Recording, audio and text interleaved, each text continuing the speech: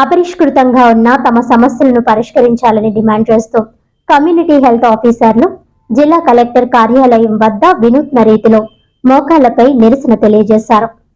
ప్రభుత్వం ఇప్పటికైనా స్పందించి తక్షణమే తమ సమస్యలను పరిష్కరించాలని డిమాండ్ చేశారు.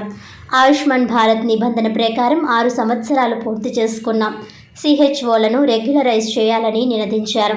ఈ సందర్భంగా కమ్యూనిటీ హెల్త్ ఆఫీసర్లు జ్యోతి గోపాల్ మీడియాతో మాట్లాడుతూ సమాన పనికి సమాన వేతనం కల్పించాలని కోరారు.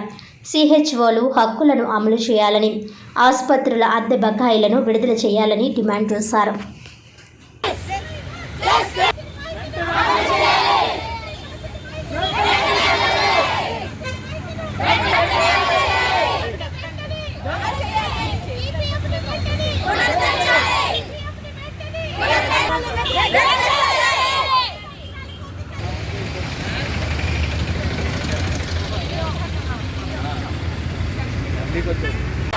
ముగ్గురు నలుగురు నిలబడలేదు.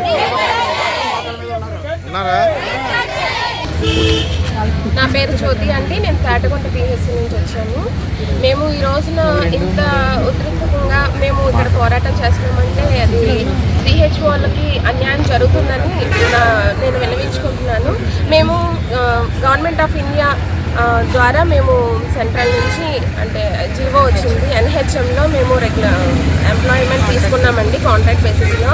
2019లో ఫస్ట్ బ్యాచ్ రావడం జరిగింది. తర్వాత మేము కూడా ఎగ్జామ్ రాసి దాని నుంచి బ్రిడ్జ్ కోర్స్ అనేది కంప్లీట్ చేసి మేము ఈ స్టేజ్ ఇక్కడి వరకు వచ్చామండి. అయితే ఎప్పుడైతే మేము ఎంప్లాయ్మెంట్ అనేది స్టార్ట్ చేసామో అప్పుడు మా భవిష్యత్తుకి గవర్నమెంట్ నుంచి శాలరీ 25,000 అండ్ ఇన్సెంటివ్స్ అనేవి 15,000 వచ్చేది. అది క్రమం ఎలా అయిందంటే 2 సంవత్సరాల క్రితం వరకు బాగానే అందుకున్నాం. కానీ తర్వాత నుంచి 2.5 సంవత్సరాల నుంచి మాకు మా యొక్క శాలరీ విషయంలో చాలా గురికి మేము లోన్ అయ్యాం. ఎందుకంటే అది చాలా తక్కువగా తీసుకుంటున్నామండి. 25,000 అనేది అసలు ఇప్పుడున్న పరిస్థితుల్లో అది చాలా చాలని జీతం అన్నమాట. ఇంత అలాగా మేము అంటే 80%, 85% వరకు ఆడవాళ్ళు ఇక్కడ ఎక్కువగా వర్క్ చేస్తున్నారు. అందులోనూ ఏజెన్సీలో చేసే వాళ్ళు చాలామంది ఉన్నారు. తర్వాత రూరల్ ఏరియాస్లో మేము వర్క్ చేస్తున్నాము ఆయుష్మాన్ భారత్లో.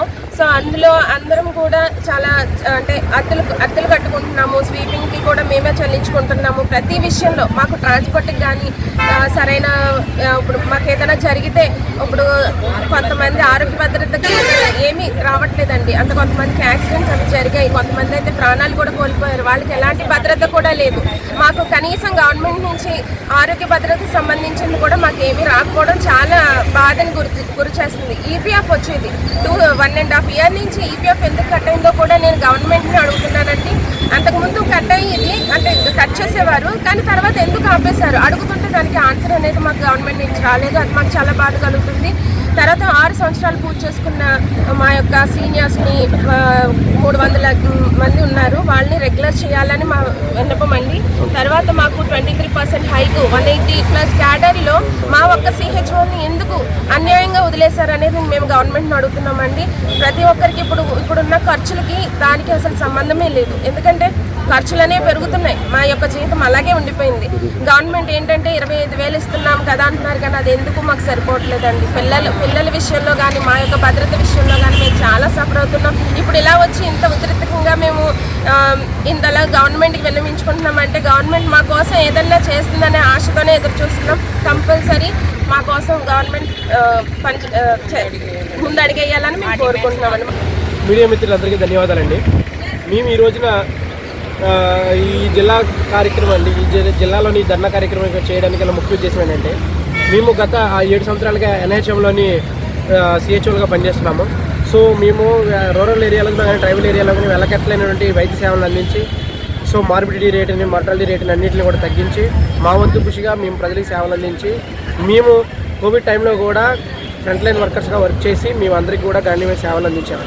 ఈ రోజున మేము ఇలా రావడానికి గల కారణం ఏంటంటే మా యొక్క ఆవేదన మేము తెలియజేయడానికి CFW ఆఫీస్కి చాలాసార్లు వెళ్ళాము, చాలాసార్లు రిప్రజెంటేషన్ ఇచ్చాము. ఎన్నిసార్లు ఇచ్చినప్పటికీ కూడా మా అధికారుల దగ్గర నుంచి ఎటువంటి వాళ్ళ వైఖరి మారకపోవడం వల్ల మేము మా యొక్క నిరసన అనేది ఈ రకంగా తీవ్రతరం చేసుకుంటూ ఈ రకంగా ఈ రోజు వరకు నిరవాధిక సమ్మెకు బాటపడడానికి గల కారణం కూడా అదేనండి. సో మేము అడిగే కోరికలు కూడా ఏమీ కూడా మేము గొంతెం కోరికలు ఏమి కోరట్లేదండి. న్యాయపరంగా మాకు రావాల్సినటువంటి హక్కులు ఏవైతే ఉన్నాయో గవర్నమెంట్ ఆఫ్ ఇండియా ఏదైతే చెప్పిందో అవే హక్కులు మేము అడుగుతున్నామండి. గవర్నమెంట్ ఆఫ్ ఇండియా ఏమని చెప్పిందంటే మొదట్లో 6 సంవత్సరాలు పూర్తి చేసుకుని సిహెచ్ఓలు వెంటనే రెగ్యులేట్ చేసుకోవచ్చు అని చెప్పి స్టేట్కి అధికారులు ఇచ్చింది. సో మేము కూడా అదే అడుగుతున్నాము. సో మాకు 6 సంవత్సరాలు పూర్తయిన వాళ్ళని వెంటనే కూడా అమలు చేయమని రెగ్యులేట్ చేయమని అడుగుతున్నాము. అలాగే గత ప్రభుత్వం టైంలోని NHM ఉద్యోగులందరికీ కూడా 23% హైక్ ఇచ్చి మాకు క్యాడర్ని పక్కన పెట్టి మాకు అన్యాయం చేశారండి. ఇప్పుడున్న పరిస్థితుల్లోని మేము జీవనానికి అనుగుణంగా మేము బతకాలన్నా చేయాలన్నా మా పిల్లలు చదివించుకోవాలన్నా మాకు రేట్లు పెంచేది మీరే, GSTలు పెంచేది మీరే, అన్నీ చేసేది మీరే. కానీ మా జీతం కానీ మీ ఎలా ఉందంటే మేము బతకడానికి కూడా అనుకూలంగా లేకుండా ఉందన్నమాట. సో అందుకని మాకు కంపల్సరీగా వేతన సవరణ చేయాలి, ఆ 23% హైక్ ఇవ్వాలి, ఉద్యోగ భద్రత కల్పించాలి. సో ఇప్పుడైనా అలాగే మాకు ఇయర్లీ ఇంక్రిమెంట్ 5 to 10% అనేది ఏదైతే ఉందో ఆ ఇంక్రిమెంట్ బోనస్ కూడా కల్పించాలని చెప్పి మేము గవర్నమెంట్ కోరుకుంటున్నాము. ఇప్పుడు రెండోది చంద్రబాబు నాయుడు గారు, అలాగే నారా లోకేష్ గారు, అలాగే పవన్ కళ్యాణ్ గారు, అలాగే కూటమి పెద్దలందరినీ కూడా మేము ఏర్కొనేది ఇంకోటేనండి. గవర్నమెంట్ ఆఫ్ ఇండియా ఏదైతే చెప్పిందో మా న్యాయమైన కోరికలు ఏవైతే ఉన్నాయో అవి వెంటనే అమలు చేయాలి. అమలు చేయకపోతే ఈ సమ్మెను ఇక్కడి నుంచి కాకుండా ఇంకా తీవ్రత ఉద్ధృతం చేసి మాకు న్యాయమైన డిమాండ్స్ని నెరవేర్చుకోవడం కోసం ఢిల్లీకి సైతం కూడా వెళ్తామని చెప్పి ఈ మీడియా ముఖంగా అధికారులకు చెప్తున్నాను సార్. దయచేసి మా కోరికలు నెరవేర్చి మా ఆవేదన చల్లార్చి మా యొక్క భవిష్యత్తుకి భరోసా కల్పించి మా యొక్క ఫ్యూచర్గా బాట వేయండి. ఒక ఉద్యోగ భద్రత లేని ఉద్యోగాల్లో మేము చేసి క్షుణ్ణంగా చాలా ఆవేదన గురవుతున్నాము. కాబట్టి మా ఆవేదనకి ఒక సరైన న్యాయం చేయమని చెప్పి గవర్నమెంట్ని వేడుకుంటున్నాం సార్.